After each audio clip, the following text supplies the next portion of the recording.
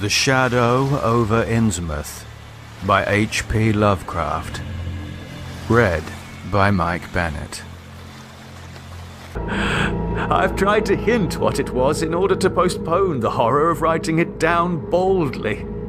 Can it be possible that this planet has actually spawned such things? That human eyes have truly seen as objective flesh what man has hitherto known only in febrile fantasy and tenuous legend? And yet, I saw them in a limitless stream, flopping, hopping, croaking, bleating, surging inhumanly through the spectral moonlight in a grotesque, malignant saraband of fantastic nightmare.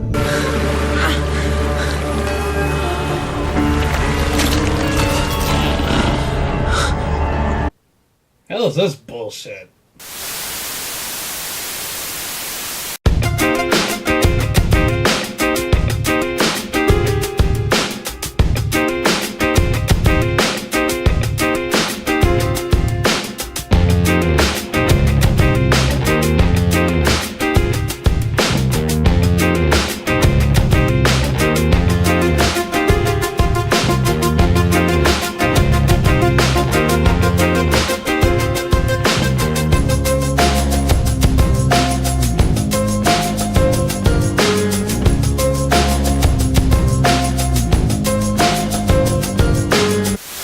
Disney Channel original movies have found a way to imprint themselves onto my generation that I find interesting. I mean, it's easy to see as Disney Channel was, and arguably still is, one of the big premier kids channels, but their movies have left a bigger impression than original movies made by, say, Nickelodeon or Cartoon Network. I can't really recall a network other than Disney Channel where its made-for-TV films earned such a beloved reputation. The only networks I can really think of that are slightly similar are Lifetime and Sci-Fi, but they earned their reputation through infamy rather than honest love. I mean, what other place could you have two made-for-TV musicals lead to a finale to the big screen? Where it honestly belonged, but I already talked about. This is pretty much from nostalgia, since most of these movies that people fondly remember are from the mid to late 90s to early 2000s, but it's gotten to a point where in May 2016, Disney Channel marathoned all 99 of their Disney Channel original movies to celebrate their 100th, a made-for-TV remake of Adventures in Babysitting. Because Disney is a perfect company to remake a film like this. Don't fuck with the babysitter. But going back onto the nostalgia, it's worth noting that these trips down memory lane aren't necessarily bad. In fact, some still hold up. I mean, they're not masterpieces of great cinema, but for what they are and how they're made, they're alright to me. If you haven't checked them out during that DCOM marathon last year, I totally recommend taking a Friday night to check back on some of your favorites. Be sure to bring some beer and friends in case it is a pretty bad film, so at least you won't be alone to riff it. Today's film is a small little film I'm kinda nostalgic for, The 13th Year. It's not necessarily my favorite of those original movies, but I don't know. But it's one of those films that popped into my head like, oh yeah, I remember that, kinda liking that, and it was a pretty neat film to revisit. It does help that the film is actually endlessly riffable. Seriously, I have more notes for this film than the others I have done before. Well, pun intended, let's dive in. We open on the open seas, where a mermom is avoiding capture from Alex Jones, who has retired to a nice life out at sea. And if I must get this out of the way, mermaids are fucking hot as hell. Sure, you run into the problem of where do you stick it, but man, there's something so alluring about them. How feminine they are. How they move gracefully and dominantly in their domain. It's almost if you want to fall onto their spell with them and answer their siren's call. Also, shell bikinis. Shell bikinis are hot as all hell. Ladies, put those on for your man and he'll fall for you hook, line, and sinker. Back to the film, Mama Mermaid places her son in the care of a passing boat as she escapes her captor. And luckily, she does make her escape.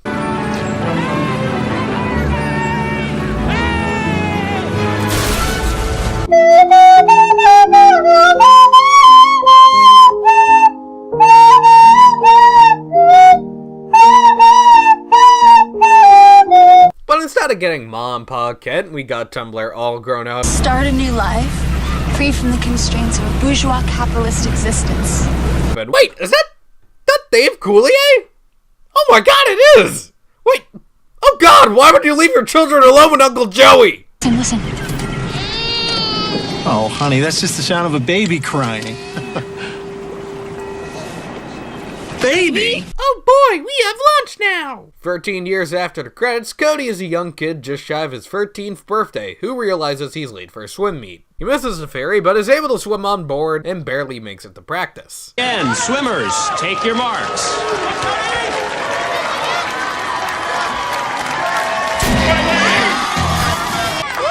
This is, and I mean this, the happiest day of my entire coaching life.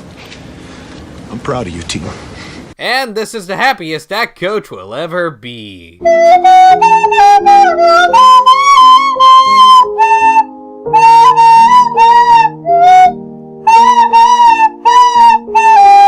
To win the match and are off to the state finals or something. We also meet Cody's girlfriend Sam and a soon-to-be nerdy sidekick that every protagonist has. I can't swim! Now you see what happens. You see? Safety first. Let the nerd drown! Let the nerd drown! Let the nerd drown! Also, I don't know why, but I have $50 on these two hooking up. Hey, what about my horn?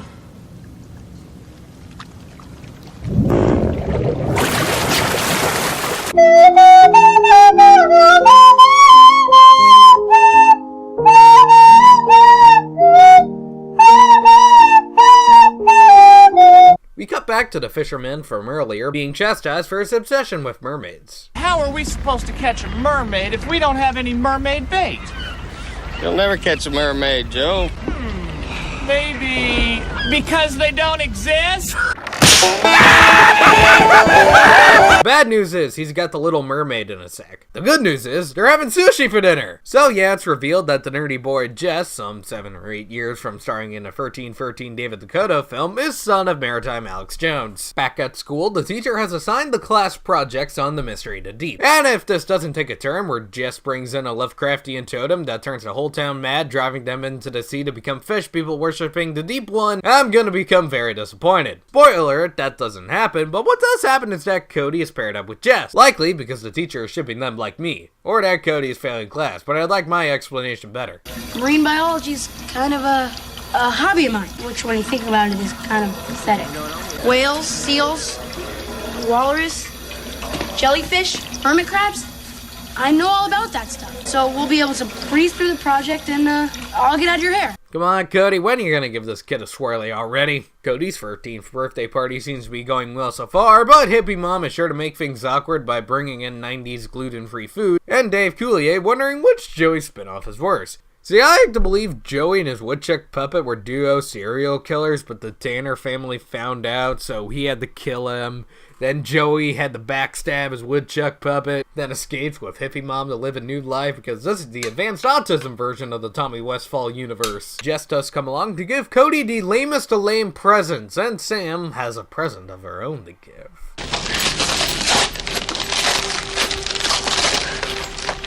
Aw, she's a came with the frame kind of gal. There's more, but this one you don't have to open.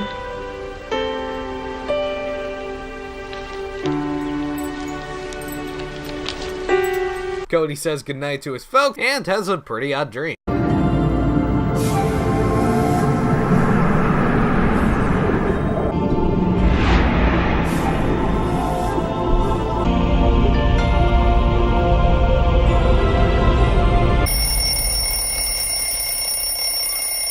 Well, talk about a wet dream. One commercial break later, and Cody notices something odd during breakfast.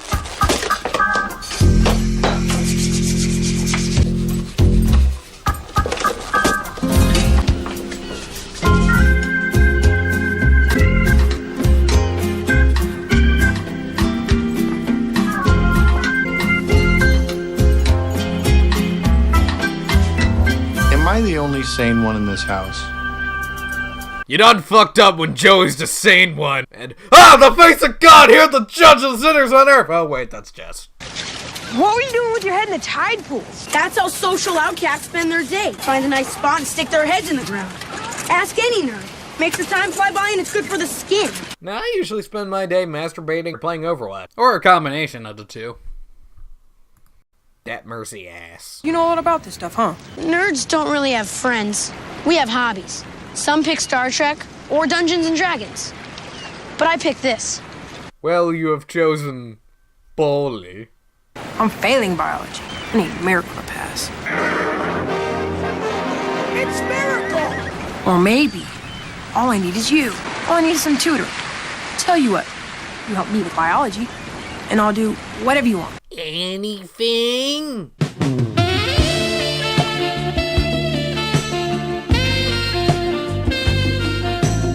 Teach me to swim. Boo! Wait a minute. That was a scene in a David Dakota film. Yeah, that film. Yep. That was directed by him. But Jess discovers that A, Cody doesn't wash his hands after jerking off, or B, Cody is growing fish scales. The scales do eventually go away and Cody assumes he's in the clear while Jess tries to investigate. Of your condition on the internet, and I found that lots of people have scaly fingers and toes. It's not that freaky. Condition. It's gone. No tail, no scales on my hands. So do you mind keeping it down a bit? Sorry. After school, we can start the project and hang out. On the project, my parents are taking the boat out for a tour, so I guess we'll work at your place. My place? But I have to warn you, my dad's a bit, eccentric. Everybody's parents are weird, Jess. Yeah, but his dad also says that they're turning the frickin' fish gay. They do meet Jess's dad with expected results. Your parents run the boat tours, don't they? Have your parents ever mentioned seeing anything strange in the harbor? Here we go again. I was told by a genetic engineer about a project they were on in England once. They had in tanks people with gills, and they're little babies, and they were in there just gulping, clawing at the sides. You see a turtle at the zoo, and it wants out, and you feel for it. They got humanoids crossed with fish and stuff. I mean, we are screwed, people. I mean, do you understand that? Is he always like that? Like what?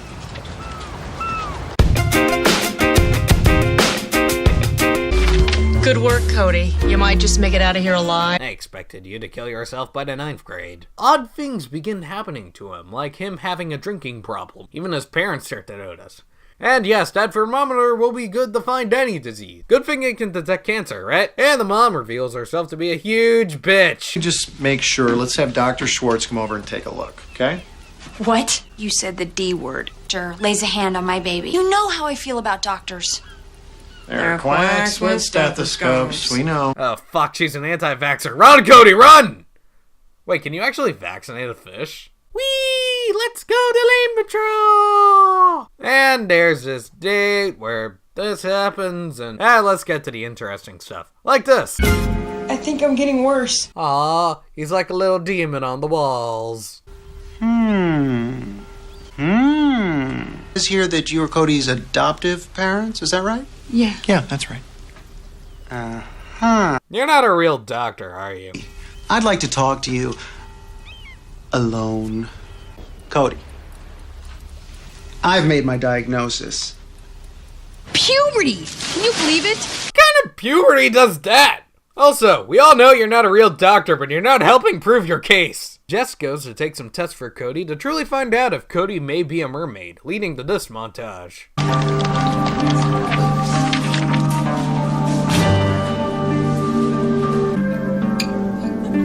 Interesting. Well, talk to them. You, jump. Man, James Wan's Aquaman film is pretty lame.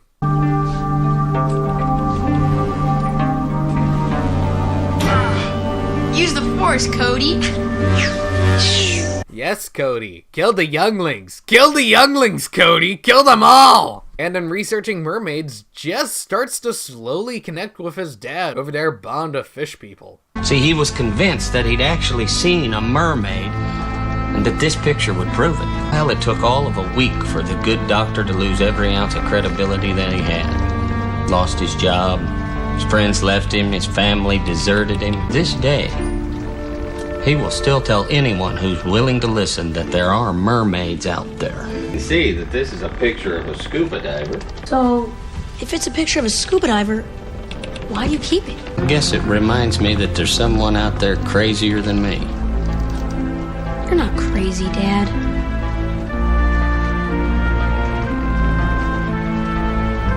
Thank you, Jules. That's good, son. Now put on your tinfoil hat to stop the government from turning you into a transsexual. Also, what's up with this Native American music? I get you want the film to be something mystical, but it makes it seem like Cody's going on a little spirit journey. They do come to the obvious conclusion that Cody is part fish and that being in the water may speed up the transformation. Cody goes to his parents to ask about his birth parents and how he came to them, revealing his fishiness to them. So someone or something just dumped me on your boat, and now 13 years later I'm turning into a fish and nobody can stop it? Cody, you are not turning into a fish, and you are certainly not turning into a mermaid. Merman. Cody, if it's water that's triggering these changes, you have got to stay out of it. What about swimming? The state finals, the team. Cody, this is serious now. Until we can figure out what's causing these changes, you have got to stay out of the water. I totally expect Joey to die in a water spout trying to save Cody to teach him that the world is not ready for Aquatard. Cody then has another wet dream and hears his parents talk about him being a freak, wondering what they really can do to help their son, which leads to Cody storming out. He decides to take a swim to clear his head, despite further possible transformation.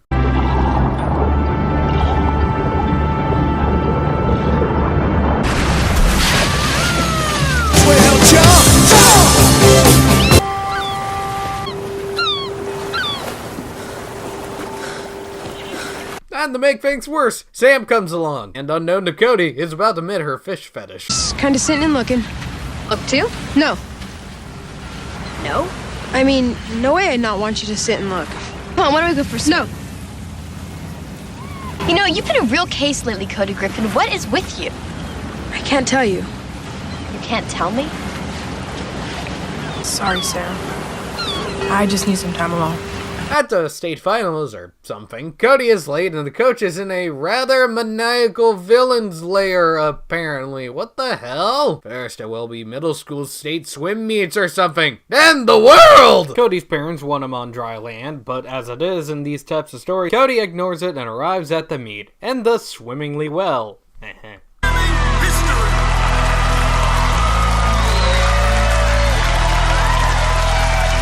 Well, what did you think would happen, dumbass? Dead! Are you sure that nobody saw you? Positive. Yeah, no one saw it in front of almost everyone in a crowd of people. I saw it! I saw what happened! Oh my gosh! Sam, I can explain. Good job, Cody. Good job. Sam also finds out and temporarily breaks up with him because it's too weird for her. Which is kind of understandable. Where's he gonna stick it in her then? Back at school, one of his swim rivals that was also in the film, but I didn't bother showing those parts because it's really nothing. Merlin also saw his fishy parts and starts some shit with Cody, thinking he's cheated his way to winning the competition. Break it off! Guys, knock it off! If anyone's gonna get beaten up here, it's gonna be me, okay? Good idea! Stupid question. Is there a problem here? Now, I want a good, clean fight. I expect you children to have this up on World Star by noon. Yay! Cody decides to take a midnight swim where he finally meets his long-lost mermom. And, okay, so where's Dad? Did he swim off to get some cigarettes and never come back? I like to think that. But Jess's dad sees Cody with his mermom and comes up with a master plan. Cody tries to reconcile with Sam and ask her help to help find answers about himself, and ask her to meet him at the cove. Oh, do his kisses taste like fish? I need to know. Again, that fucking music. They do meet at the cove, and Cody introduces Sam to his biological mom, and what I assume is the weirdest meet the parents date ever. But just before Cody goes into the water, he's trapped by maritime Alex Jones in a plan to get Mermom. And honestly, our antagonist is a pretty kind dude, all things considered. He really is trying to keep Cody safe and sound in a scheme to kidnap his mom. Jess does come in to help save the day, and finally swimming to help save Cody and his mom, but at a cost. 4, 5, breathe! Jess, come on, son, wake up. 2, Come on, Jess! 4, 5, breathe!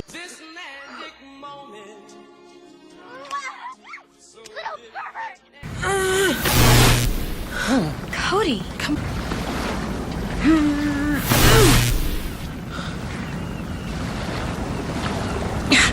Jess. Son. Everything you said about their mermaids, Dad. It was all true. It doesn't matter. The important thing is that you're all right. Mermom watches from a distance, and Cody decides to say fuck you to his friends and family, and live with his mermom that he barely knows. Because that makes sense. But it won't be forever. Promises to have you back before school starts. I'm gonna miss you, Cody. I'm son. I love you, Cody. Bitch, he's my son. You ain't got shit on him. So, yes, happily ever after, except that abandoning of loved ones and likely won't be a normal person when he returns to the shore, if he returns to the shore. So, this would be the end of it, but there's one, just one little last cherry on top of this film, and I'll get to that. Overall, the film's fine. Got nothing really in-depth to say about it. It's generically written, the main actors can be a bit wooden at times, but they can also be pretty sweet. The film does have a kinda weird charm to it, maybe in its simpleness, but likely in its nostalgia. I mean, it's a nice little film that's worth looking back at, but not really to rewatch over and over again. But the cherry on top, what makes this film...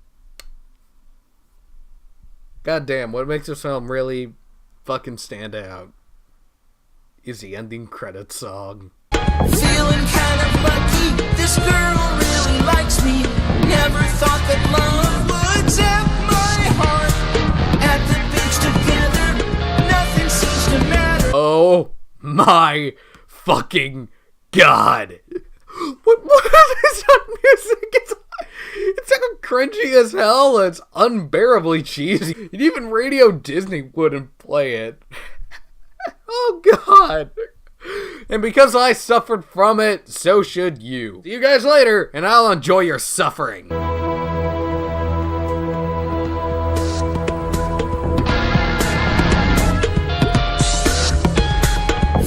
kind of lucky, this girl really likes me. Never thought that love would set my heart. At the beach together, nothing seems to matter. Till she sees a flounder, can't tell us apart. Never could imagine that I'd grow a tail, and I would be swimming like a big blue whale. What is going on here? My parents never told me that I'd be changing in my 13th year. Which is kind of understandable. Where's he gonna stick it in her, then? I mean, really, you can't really scissor with fish, can you? I love this.